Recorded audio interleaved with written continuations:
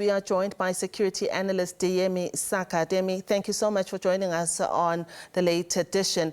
What are your first impressions of what has happened in Nigeria? There's so many analysis coming from all sides about, one, the role that Nigeria played in this, because it says it too is involved, and of course the decision by the US, and whether this has become a war against religious factions. Well, I must say this, that it's a welcome development. But I also like to put things in the right perspective or clear perspective.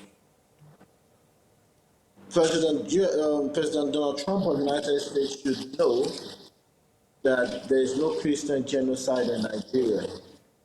And if we want to look at the location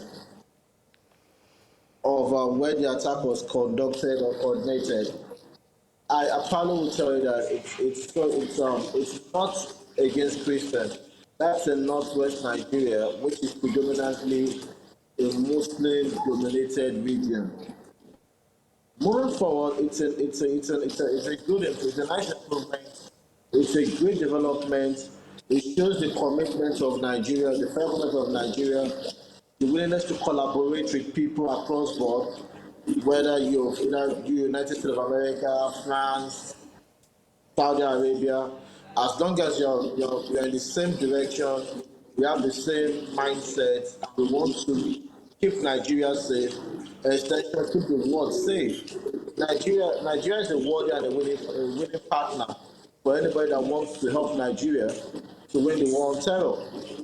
Yeah, there are questions about the data, whether there is sufficient data to say that Christians in Nigeria are particularly being targeted, especially when you say that this happened in an area where it's mostly dominated by Muslims.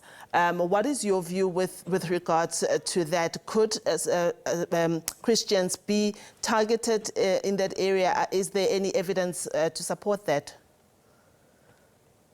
Well, you see, I probably want to educate, and this is me trying to be as objective as I should be.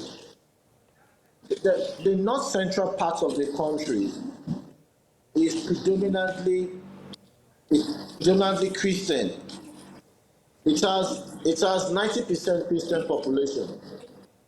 So any attacks, casualties and victims of attacks in those regions will be Christians.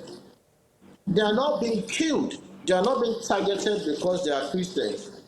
But it's just unfortunate that the large numbers of casualties, or the larger percentage of casualties from that region, that is states like Plateau, Benue, Taraba, Nasarawa, they will be Christians.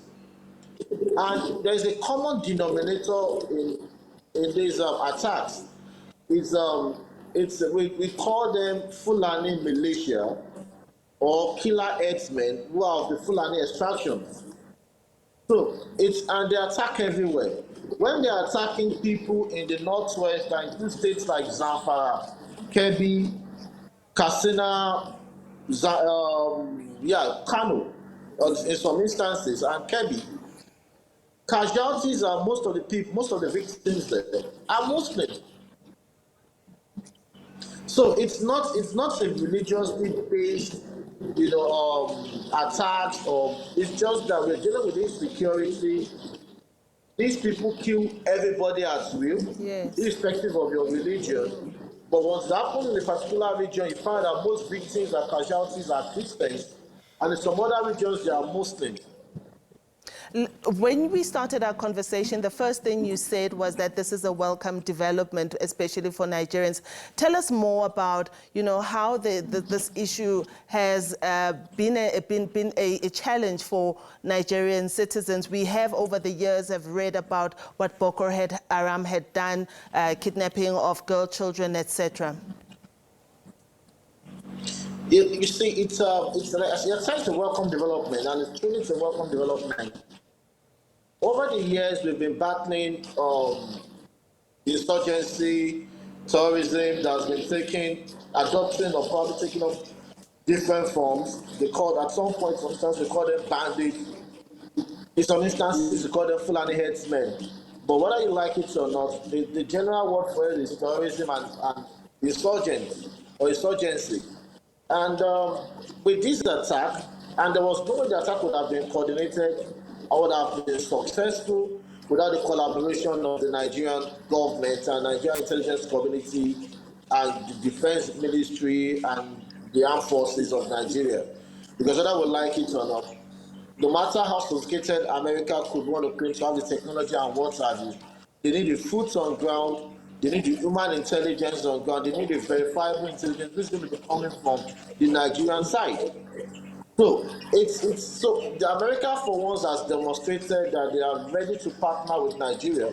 Remember 2012 to 2015, the American government refused selling us arms and placed an embargo on arms procurement by Nigeria. And that hampered our fight against terror. And that set us back almost 5-10 years. And probably, maybe by now, Nigeria should have been a free nation when it comes to terrorism.